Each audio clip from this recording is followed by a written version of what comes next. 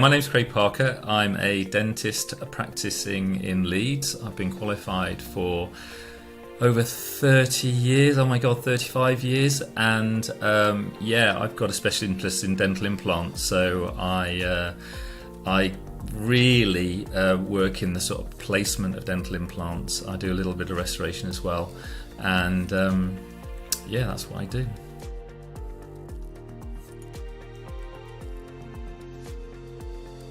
So I've been working with loupes for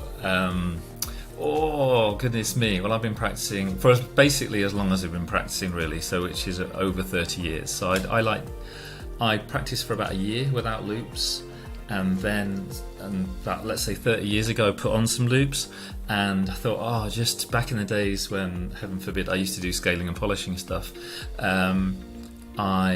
I said, I'll put them on to do a scale and polish, and I put them on. I thought, these are just amazing, and I never ever took them off since. Well, I did actually take them off at the end of the day, but I don't wear them to bed. But I literally have worn loupes ever since. Either loupes or an operating microscope, one or the other. But they're indispensable. I can't imagine how people can be without them. It doesn't matter what stage they're at in their career. I think everyone should be wearing loupes, no doubt.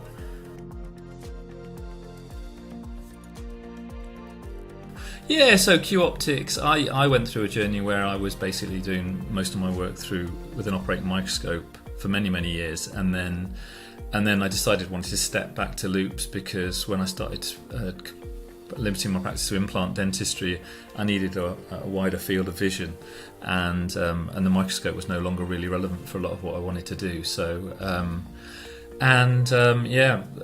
the Q Optics have been recommended to me, and also I know the guys at Swallow and had good service with everything else that they've done for me. So it's a long time ago since I started using Q Optics. Now I can't remember exactly the details, but it just worked.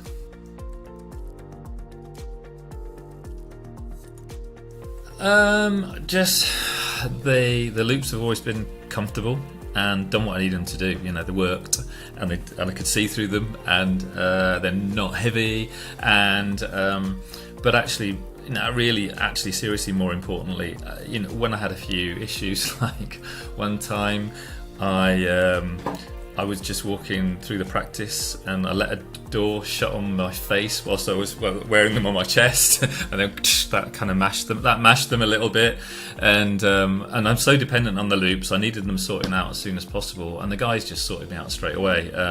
So once you've had that level of service from the guys, and they do give us a great level of service, you just want to go with the guys. I just trust them to sort me out. Whenever there's something that needs sorting, a tweaking or adjustment or a refurbishment, they sort it out, no problem at all, just like that.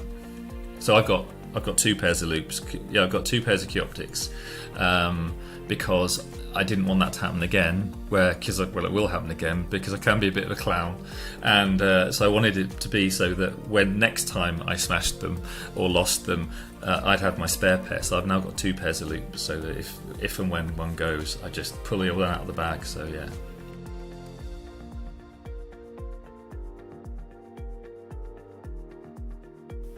No, I'll say that I have been completely satisfied. I mean, like I said, you want the loupes to be comfortable and reliable, and so you're looking for a decent level of whatever your chosen magnification is. I work at 2.5 times, which is just a lowish level of magnification.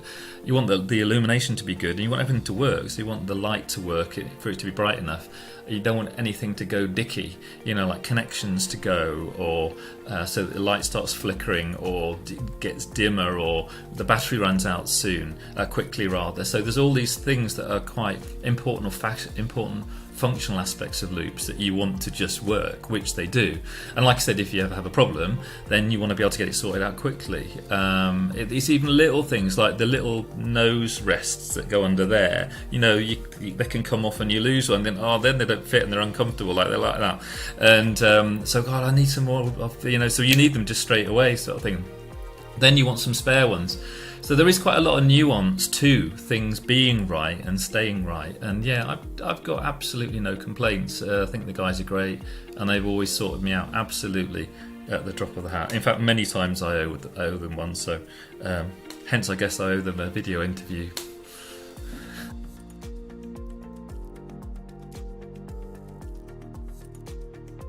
Yeah, well, I've only ever used the first brand I used, which were fine. I mean, that's going back, like I said, 30 years ago, and obviously probably the materials and the technology's moved on a little bit, although optical technology in itself, of course, actually often it's the old tried and tested stuff that's some of the best, like cameras.